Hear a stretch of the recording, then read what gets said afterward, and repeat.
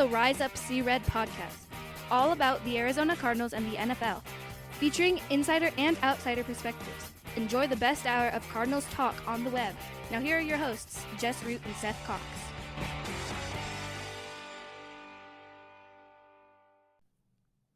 Hello, Arizona Cardinals fans, and welcome to the latest edition of the Rise Up See Red podcast. I'm your host, Jess Root from CardsWire.com, the USA Today NFL wire site covering the Arizona Cardinals.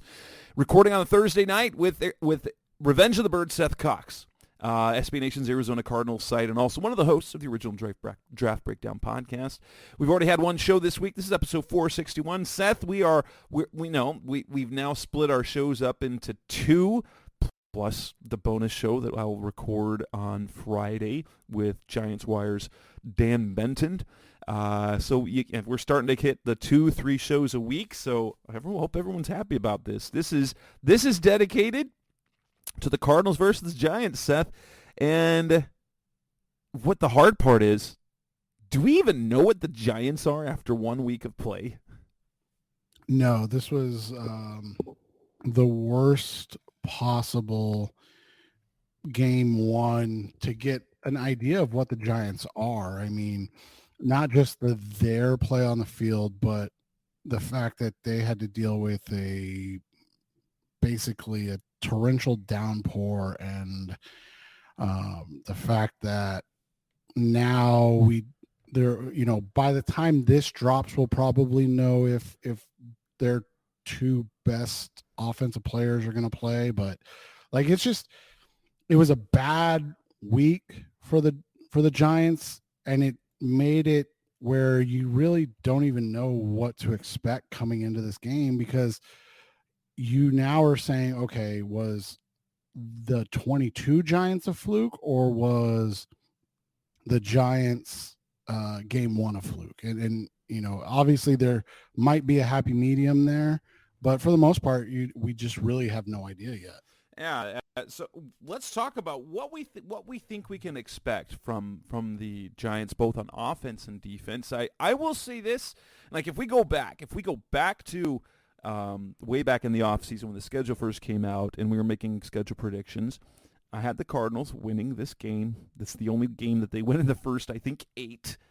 And if you look at if we look at their schedule, since they didn't beat Washington, if they don't beat the Giants, we might not see a win in I don't know how long, because the next ones coming up are Dallas, nope. San Francisco, nope. Cincinnati, that's unless Joe Burrow's turned into a pumpkin, right? Unless last week is anything to show what's happening moving forward. Since he's a nope. Seattle or the Rams, nope. Seattle, nope. Baltimore, nope. And that's a great way to look at it, is like there was so many odd outcomes, and we didn't get into a ton of them. But there's so many odd outcomes that have, came out of week one, whether it's Kansas City losing to Detroit at home, the Texans looking awful and then being favored over an Indy team that played a good Jacksonville team close, but now, Jacksonville's home dogs. Like you and I were talking about before, like these lines right now, they're balancing, taking last week into account when you look at things like Dallas minus 9.5 over the New York Jets. Yeah. But then they're still got one toe in. Well, last year this team was really good, so we don't want, and so that just makes it. I mean, it makes for a lot of question marks, which, let's be honest, makes for a more fun NFL start to the season. It may get back into, it's the Chiefs and the Eagles and 49ers. We may just get there eventually. Yeah. But right now, it feels like there's other teams that have a chance. And that's totally valid. And people will look at the Giants and will say, hey, they were a playoff team last year. They won a road playoff game. But let's not forget, so and I think we probably said it on this show, last year, Brian Dable might have gotten the very best he could have out of that team last year. They had the ball bounced their way. It felt like they were a pretty fluky playoff team. And then they go in to the postseason. Who they play? The other it felt like when the playoffs came around, that matchup was fraud versus fraud, and the Vikings were the bigger fraud. Well, and you look at it, it's crazy because you just kind of mentioned it, and then tonight, the Vikings, after winning so many one-score games, and we talked about that with the Cardinals in 2021, right? Like there's always the average, like even over year to year, even if it's different teams, different, players, different, all of this stuff, you return to the average of one-score games. And the Vikings, after last year winning just an absurd, I think they won the most one-score games. 11-0. In NFL history. They're 0-2. They're 0-2 this year and 0-3 when you go back to the playoffs. They've lost their last 3 one-score games. Right. And so it's just like you said, there's fluky, there's like, it's just odd. And so, you hate to say the word luck because they put in the time, the energy, the effort, obviously. So there is a ton of skill involved, but did the Vikings and, now focusing on the Giants as our upcoming opponent, did they, push their luck or lose all their luck in last season? And like you said, like think about that game last week for the Giants. I mean, did you see that stat? I'll find it. Yes. Quick. So like they were shut out. They were sort of they had 3 turnovers, had a field goal return for a touchdown, and gave up 7 sacks. Had 7 sacks, 3 turnovers. No other team had that happen to them in the same season ever. Right. And they did it in one game. And the first game of the season. So like not even just one game. Like they did it in the first game of the season. It was like, hey, let's get this out of the way. And so that's the thing is like, statistically, can it get better for them? Of course it can. But like, will it get better for them? I don't know. Like, 171 yards of total offense. Daniel Jones picked off twice, sacked 7 times. What can we? And Saquon Barkley had 12 carries for 51 yards. Like Daniel Jones ran more than Saquon, and 13 carries.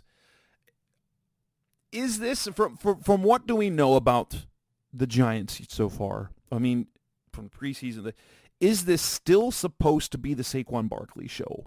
And if Saquon isn't being a superhuman, is this unit as limited as before? I know they added some targets. They added Darren Waller. They got Paris Campbell. But are these weapons significantly better than what they were a year ago? Yeah, and you look at just the way that their game unfolded, right? Like let's start with this. Like, what do they have outside of Barkley if Darren Waller doesn't play? Like, what strikes fear into you?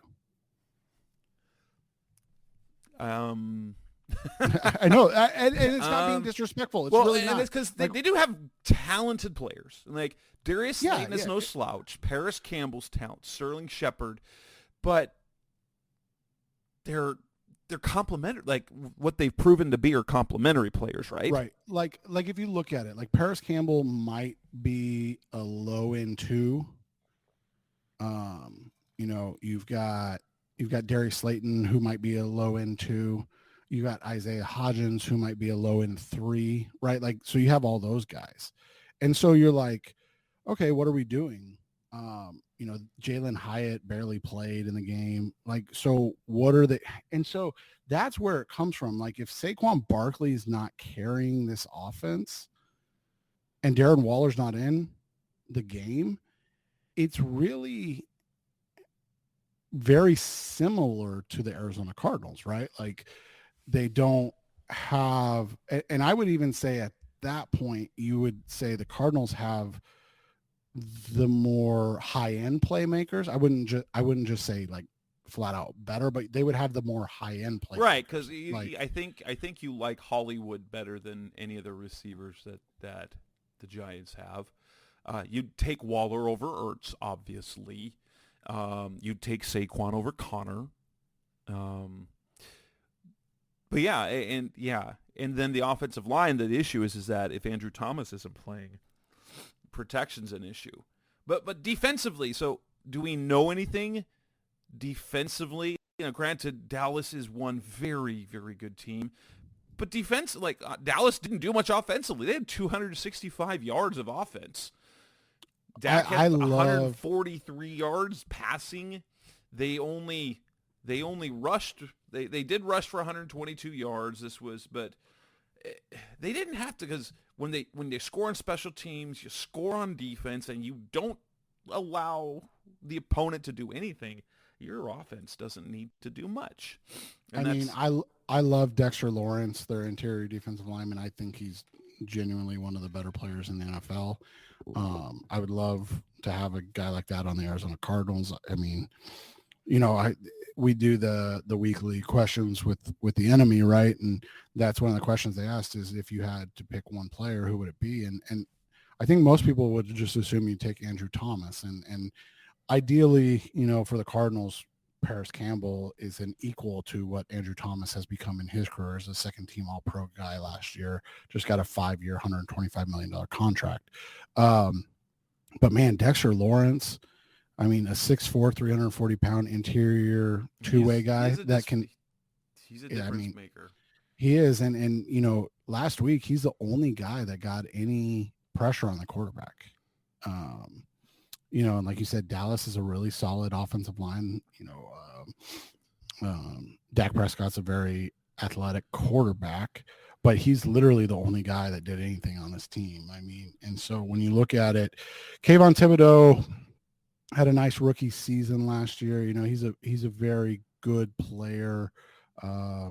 Wink used him. I kind of talked about it a little bit last week. They used him in an interesting way, dropping him into coverage as much as they did. And I realized that, when I talked about that, it's kind of different, right? I was saying I was complimenting Nick Rallis and Jonathan Gannon for how they use their edge rushers and were multiple and drop those guys into coverage. But I mean, Thibodeau was drafted to be a pass rusher.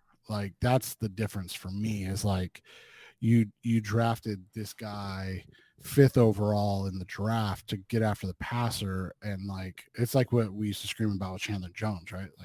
Why is he covering a running back? Why is he not attacking? That's where I got with that last week.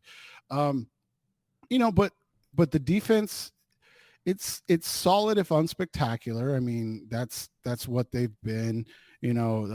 Wink's a good defensive coordinator. Don Martinville. They added so that they should have been better up front, because in addition to Dexter Lawrence, you still got a talented Leonard Williams. They added Ashawn Robinson, and because they wanted to do better at stopping the run, and they didn't really help in week 1, which I don't feel that their front is as strong as Washington's, obviously, because across the middle, when you get Jonathan Allen and the other guy, Daron Payne, plus Montez Sweat, plus and they didn't have Chase Young, but everywhere across the board, would you say that the Giants' defense is less than what Washington's is? Yeah, definitely. They're just, they should be a superior offensive team and a slightly inferior defensive team. And it's week 1, so there's not much we can go on. Like you said, their defense, I mean, like you said, 265 total yards of offense for the Cowboys. If you do that in most games, you expect to win, and that's just That's just the reality. The Cardinals who held the Washington Commanders to 248 yards, but then they only had 210 of their own. Well, and that's the thing you look at. Like, it's crazy to look at what the Cardinals did in offense or defense and special teams, especially like if you go to a site like Pro Football Reference, right? They have the expected points, and the Cardinals defense and special teams were in the positive, which is not something we've seen in a lot of the Cliff Kingsbury era. Now, in the Jonathan Gannon era is different, but their offense was -20. So that's how bad their offense was. Like, yeah. So you get a performance like that defensively where your expected points from your defense and special teams is 14, and then your offensive expected points is -20. Like, that's an absurd stat. And to reference that, like, what I mean by that is, like, if you go to the Giants expected points, their offense's expected points was -27. So it was 8 points worse than the Cardinals. Like, that's how bad their offense was. But their defense was -9 points. So, like, their entire team was significantly worse than the Cardinals. And that's a huge thing. But the Cardinals have to do it against what is on paper a better offensive unit. Now, again, if they're without Andrew Thomas and they're without Darren Waller, that changes things, because their offensive line, they literally, and again, we're using PFF grades and stuff like that. And, you can take those with all the salt that you need to, but that's just a reference we can use. And there was not a worse offensive lineman in the NFL than Mark Lewinsky last week, and he is now back at it. And the Giants fans, on what I'm reading, and seeing, is they're like, what are we doing? Like, why is this guy being run out there again? Like, how is this even a thing? and like, it's not like he was the worst for, like, for one game. Like, he was genuinely the, like, worst pass blocker in the NFL, like, for it, that started a game. Like, it was that bad. And that's really hard to do. And he played 70 snaps and 49 were passing snaps. Like, it was bad. And then John Michael Schmidt's a guy that you and I both loved in the draft, looked completely overwhelmed in the game. Osa Adigizuru is a guy that I like coming out of UCLA a couple of years ago, had a great game for the Cowboys. He gave Michael Schmidt's real, fits. On top of that, then you saw the way they were using Micah Parsons, and he's maybe the, one of the top, 3 defensive players alive. So, the Cardinals don't necessarily have that to throw at the Giants, but the way that they created pressure against a line that is probably, without Andrew Thomas there, is probably, and this is probably recency bias, but is probably worse, wouldn't you say, than, like, without Andrew Thomas, the Giants line is worse than the Commanders line, wouldn't you say? Yes. It's hard. Because, like, Thomas gives them that anchor at left tackle. And so, yeah, I am, but they're probably on par. They're probably kind of right there. And so you can look at it, and the Cardinals were number 1 in pass rush rate via, what was it, the NFL.com, whatever it was that they used. Matt Pert is a guy that Giants fans are not excited about to start at left tackle for Andrew Thomas. Former 7th overall pick Evan Neal is basically, they're done with him in year 2. Like, they're just done. And so, you look at it, and like I said, Glowinski was legitimately the worst offensive lineman pass protection in the NFL. He had 3 sacks, 1 hit, and 5 hurries on the day. Like that's nine quarterback disruptions allowed in 44 snaps is absurd. Yeah. And by the way, he also had 2 penalties. So like, it was just, it's just one of those situations that you would hope that they would be able to continue to bring that type of pressure, because we saw last week what it does to a quarterback, and I would say Daniel Jones is a better quarterback than Sam Howell. Yes. He did a really nice job lots last of people, year. Daniel Jones is a better quarterback than Kyler Murray's, but that's a different story.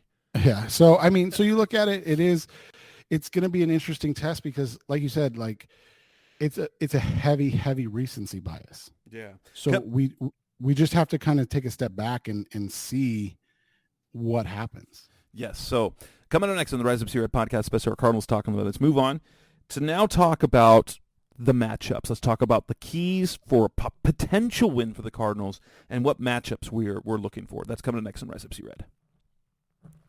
We're back on the Rise of Sea Red podcast, the best of Cardinals talk on the web. We had some really nice performances last week from the Cardinals. I mean, the entire defensive line was spectacular.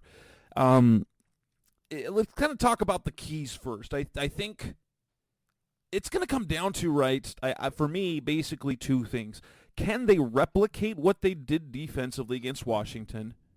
And you kind of like the potential to. Let's look at this. Okay, they had 6 sacks last week. Daniel Jones was sacked 7 times last week. In 2 games that Daniel Jones, they're 2 completely different defenses, but in 2 games that the Cardinals have played Daniel Jones, he's been sacked 14 times. And so, at least when it comes to pass protection, you feel pretty confident that the Cardinals can disrupt Daniel Jones and then probably get him to make a mistake. And I think that will be ultimately, do they need to get 6-7 sacks in this game? No, but I think they need to be able to generate pressure the way they did against the Commanders. But then the other half of that is they can, and we talked about it last week, the Cardinals can't afford to turn the ball over. Like, basically, they have to, like, as bad as they are offensively, they have to be perfect in taking care of the ball, because if they don't, they'll lose. And that's exactly what happened last week. Those 2 turnovers by Josh Dobbs turned into 10 Washington points, and that was the ball game. Yeah, and the Cardinals have to do a better job protecting Dobbs, but it was an interesting, I don't know if you saw it, play that, if you remember, they called Will Hernandez for illegal man downfield. Do you remember that? Yes, I do. And there was a play. That play, they threw a little out to Jeff Swaim. He gained, 15, 16 yards on the play. There was about just under 5 minutes in the game, and they called it. That was one of the just like most pedantic calls I can remember, because if you go back and watch now, Hernandez tried to block somebody and missed and fell down in front of the line of scrimmage. Oh my gosh. So like he wasn't downfield blocking, like he wasn't, so he literally whiffed on a block and fell to the ground and fell forward and then stood up and turned around and they threw the flag. And it's like, really? Like that was such, like, okay, it's the letter of the law. I get it. But it's like, really, like that's a referee's judgment there where you're like, oh, he just missed the block. Like it wasn't like he was downfield looking for work or something, in that situation. And then the next play, Montez Sweat, who's a monster, incredible talent, comes up with a huge play and knocks, and that just, that changed the game completely. And so you look at that.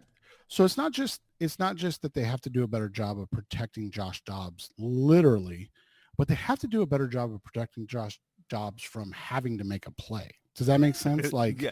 Well, like, and then we said that.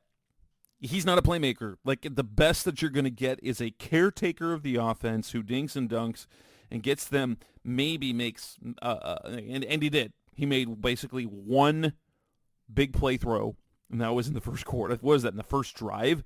The 31-yard wheel route to Rondell Moore. Yeah. Interesting note. In that opening drive, they had a 29-yard route from Hollywood, and they had a 31-yard pass to Rondell Moore. That's 60 yards. They had 150 yards the entire rest of the game after those two plays. Terrible. Yeah, it was terrible. Yeah, and that's just kind of what they are, unfortunately, right? Like they just lack a guy that they trust to make plays and push the ball down the field. So, it was a tough one. But you look at now this week, and like you said, there's not the defensive front that you have to worry about. There's not the pass rush that you have to worry about. So if you can contain Dexter Lawrence, you feel like you've got a really nice opportunity to stay in second and third and manageable situations for Dobbs, right? Yes, I do feel that. Do they? What other keys? Like I think if there's they cannot give up. They cannot give big plays to Barkley. They basically have to just.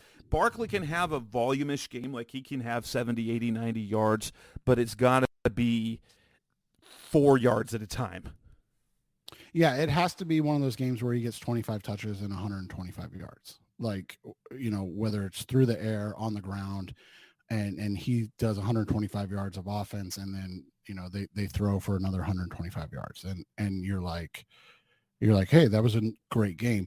The defense has to continue to perform in this way because, again, as soon as you start to ask Josh Dobbs to win you a game, you're going to lose a game. And we legitimately saw that.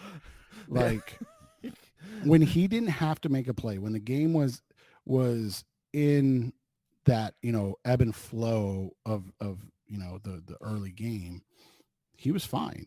Field goals leading to punts, but as soon as he started to feel like he needed to make a play, or they asked him to make a play, you had the strip sack, and then you just had the boneheaded play where it's like, hey dude, just pick up the ball and live to punt. Like, you can't continually try to do more than what your ability is. And so that's the big thing. I think the other thing is they have to continue to play lights out on special teams. I thought that was a huge thing from last week. They played really, really well on special teams.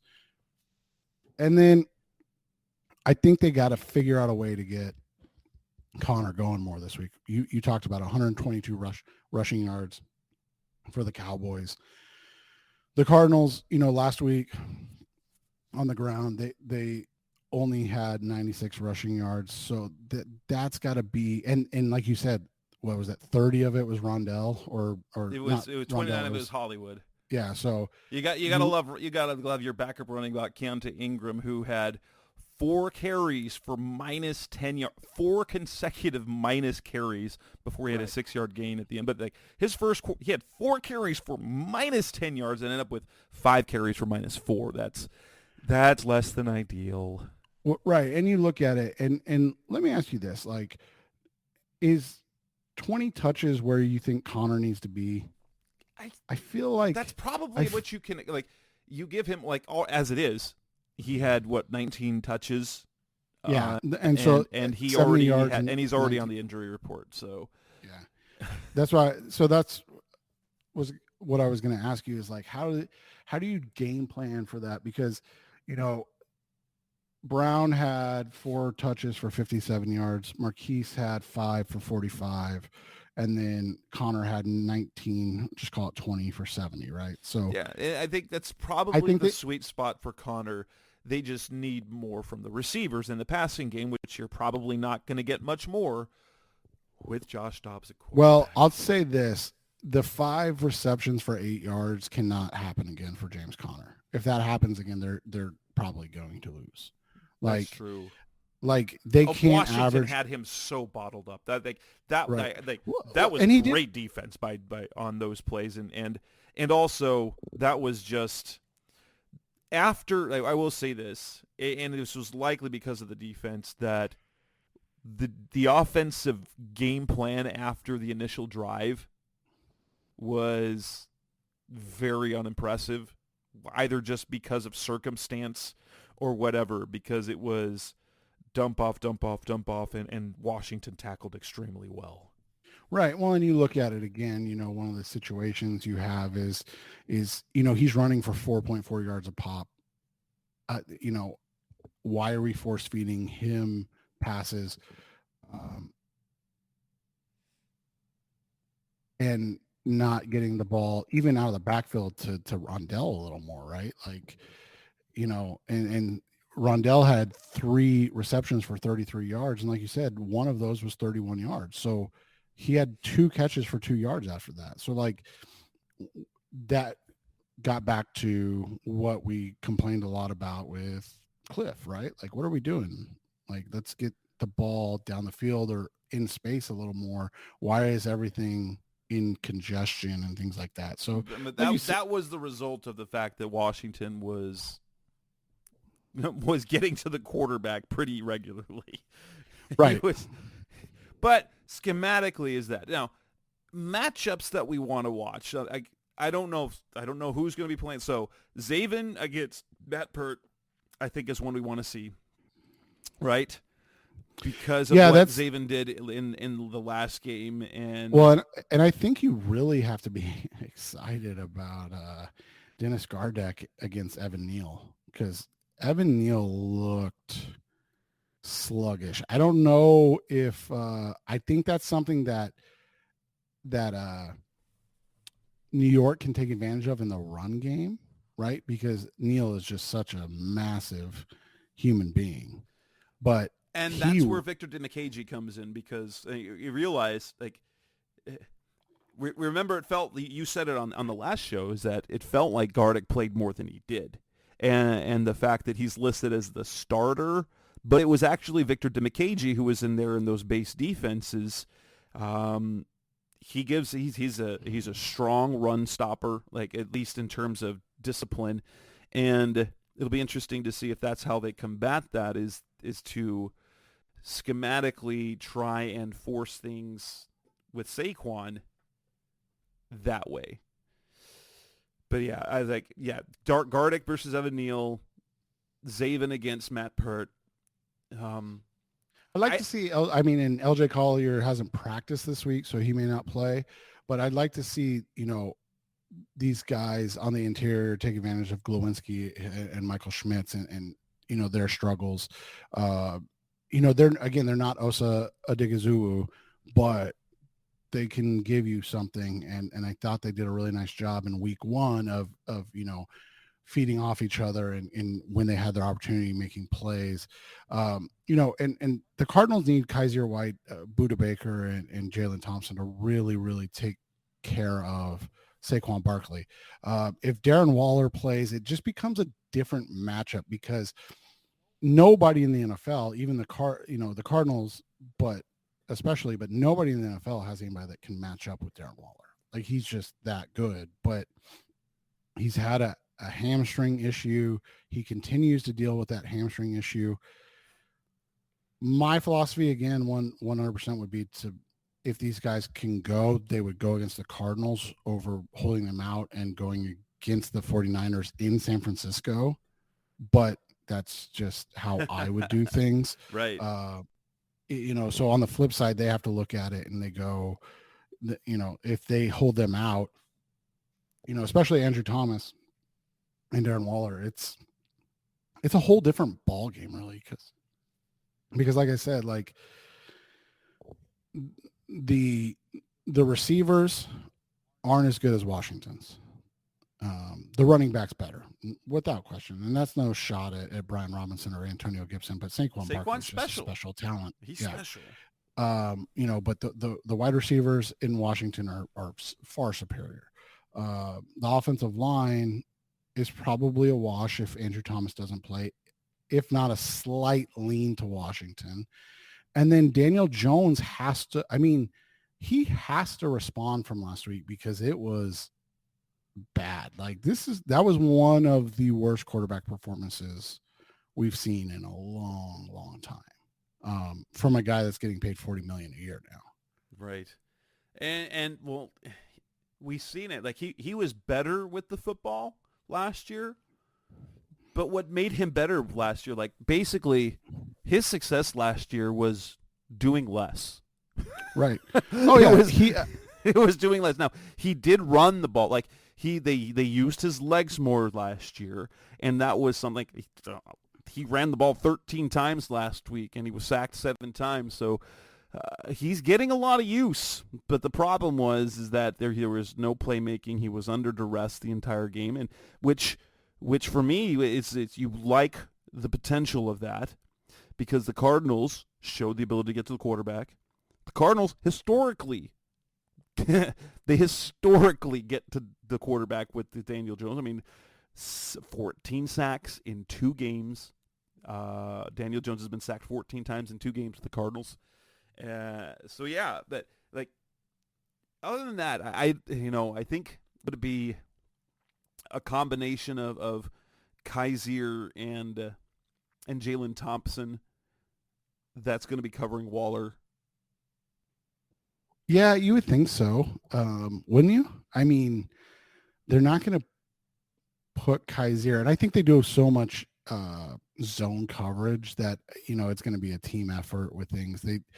I don't think they ran a ton of man last week. I'd have to go back and look at. It didn't feel like it. All the snaps, but with how much they were dropping their ends into coverage, it felt like they were in a lot of zone last week.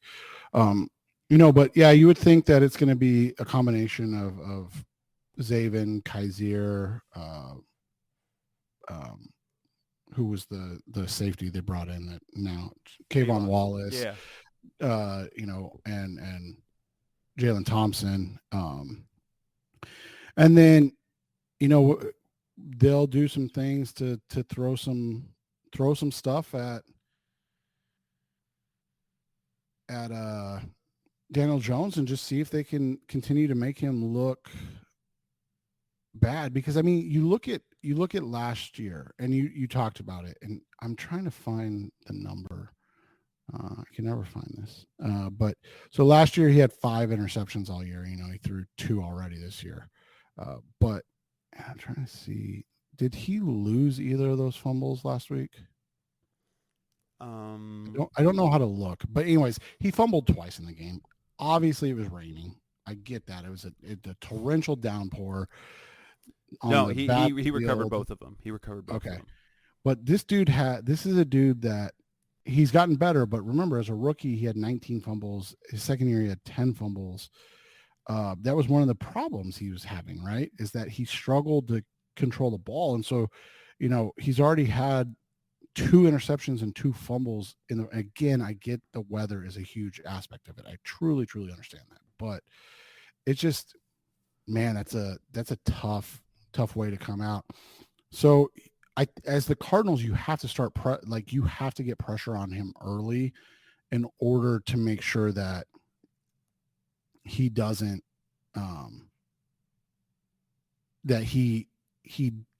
doesn't get comfortable and continues to struggle.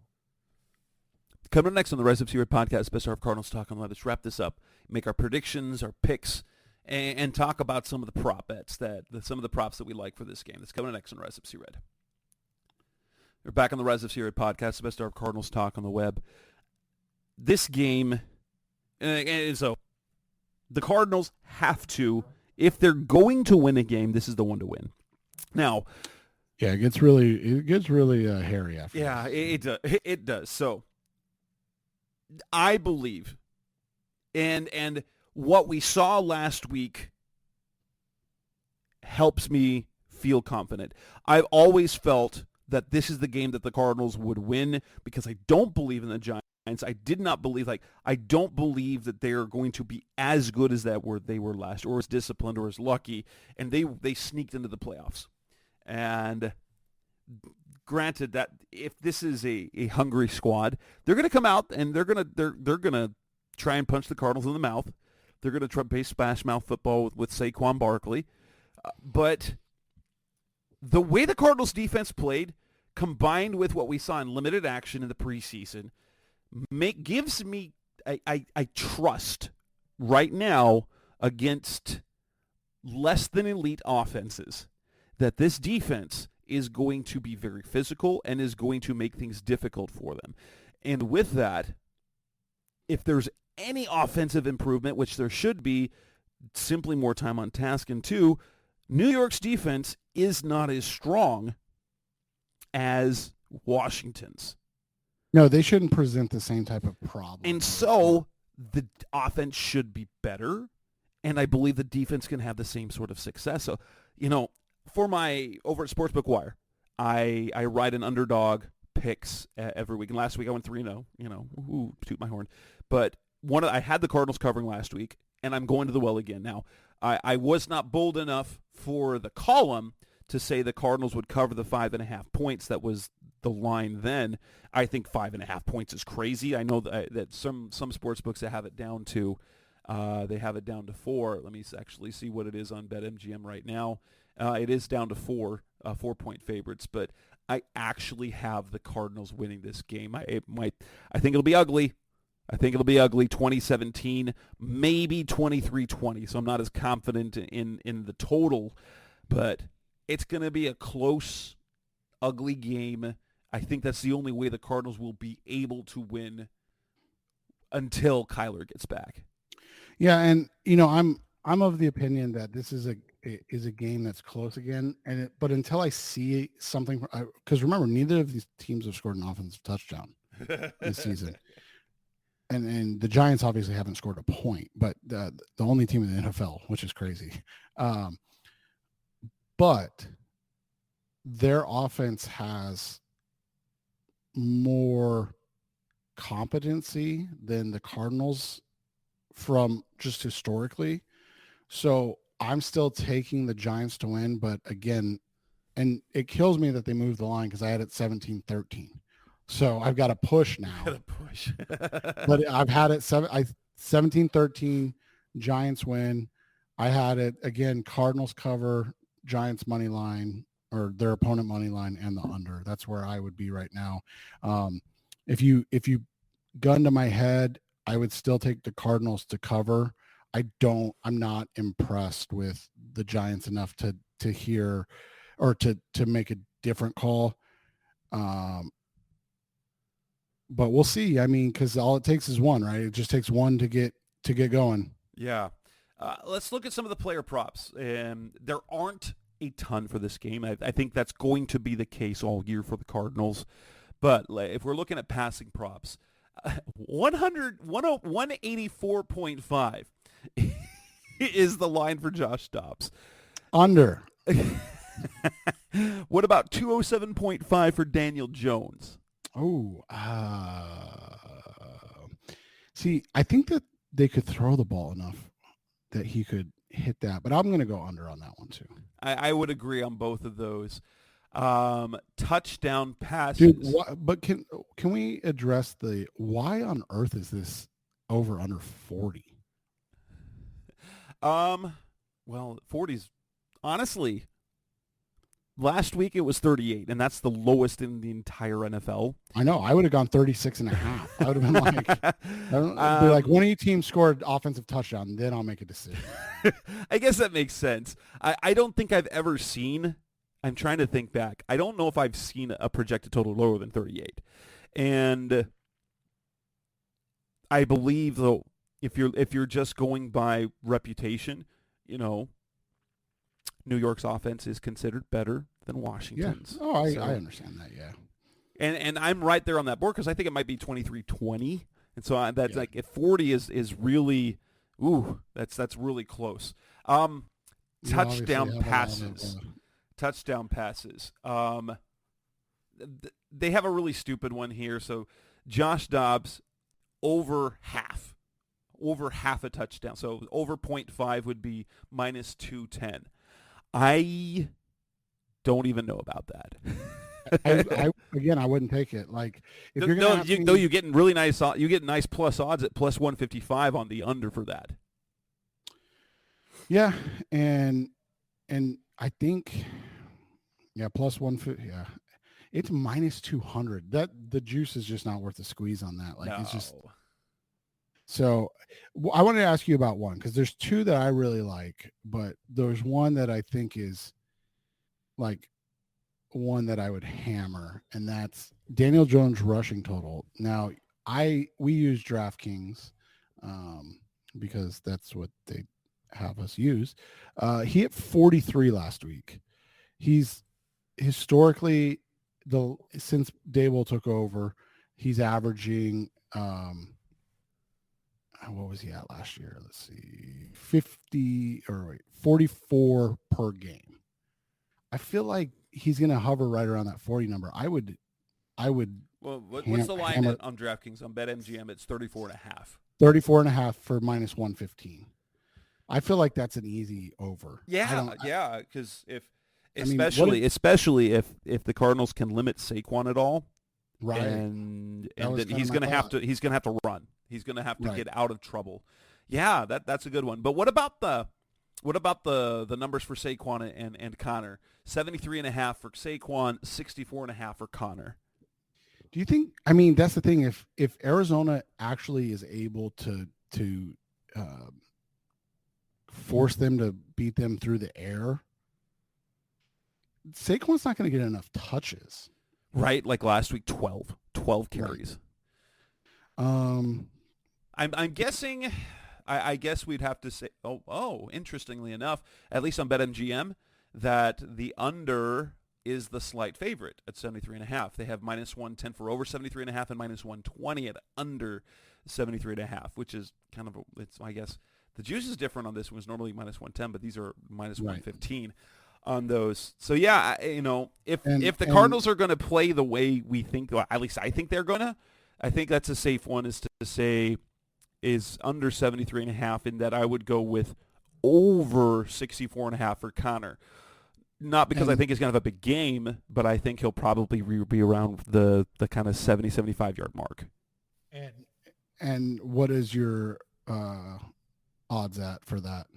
It's minus 115 on both of those. On minus 115. So if you want to follow Jess, DraftKings right now, this is Thursday night at 10 p.m. has it at plus 100. It's an even money bet. That's nice. If you want to bet the over James Conner yards. Now, what my favorite, this is on the NFL Wire. So all the NFL Wire editors this year, we do a best bet for our games. And so every game has every writer, and I picked mine. This is my favorite one. And that would be Daniel Jones over 0.5 interceptions at plus 155. That's a really good price. That's a really good line for a guy that's known for turning the ball over, and a Cardinals team that has proven, at least in one game, that they can take the ball away. He has one interception in 2 career games against the Cardinals, but yeah, I like that one. I think the Cardinals will get a turnover like that, and so take that one to the bank. That'd be wonderful. Yeah, and it's plus 160 on DraftKings. So it's one that I think everybody's thinking that he'll course correct against Arizona, but it feels like a lot of people. It's funny, and this kind of rounds out how we started, right? Like, it's funny that these odds are so heavily favored in the Giants doing outside of the Barkley one, and the Giants doing well. And rebounding and discounting what the Cardinals did in week 1. And I understand it. I do to an extent. But like you look at it, Daniel Jones, like you said, over 207.5. His over 1.5 touchdowns is slightly plus money. Whereas Josh Jacobs just to throw a touchdown to minus 200, right? Like, Yeah, that's absurd, man. Darius Slayton, who didn't have a big week, or Isaiah Hodgins or Paris Campbell, their odds are all pretty interesting over 31.5 for both Slayton and Hodgins, and Campbell over 24.5 are all minus 115 or minus 120. Like, it's weird that they're expecting a bounce back from the Giants and then just kind of discounting what the Cardinals did last week. Like, oh, that was the fluke, not, like both teams were fluky last week, right? Like the Giants were fluky in how bad they played. And so I think that's going to be the theme until it's maybe week, 4 or 5, if they can play close against these better teams as they come up. And yeah, absolutely. And with that, we can wrap up this edition of the Rise Up Sea Red podcast, episode 461. We have one more show coming, so this will go live on Friday, recording Thursday night. I have a show, the next show coming up is a preview with Giants Wire managing editor Dan Benton, where we'll get into some of the same things, but it will not be from just a Cardinals perspective, because, me and Seth, we definitely give the Cardinals perspective, but we'll get a little bit from the other side of things. So with that, that's Seth Cox. I'm Jess Root. This is Rise Up Sea Red podcast. We'll be back with another show tomorrow, and then Seth and I will be back recording on a Tuesday night. You'll hit that on Wednesday. Thanks for listening as always. Thanks for listening to the latest edition of the Rise Up Sea Red podcast. Listen to previous episodes and subscribe to the show on Apple Podcasts, Stitcher Radio, Audioboom, or many other podcast platforms, so shows are delivered directly to your mobile device. Please give the show a 5-star rating and always support the sponsors who support the show. We'll be back soon for the best hour of Cardinals talk on the web. Rise up Red Sea, be Red Sea Red, and of course, Rise Up Sea Red.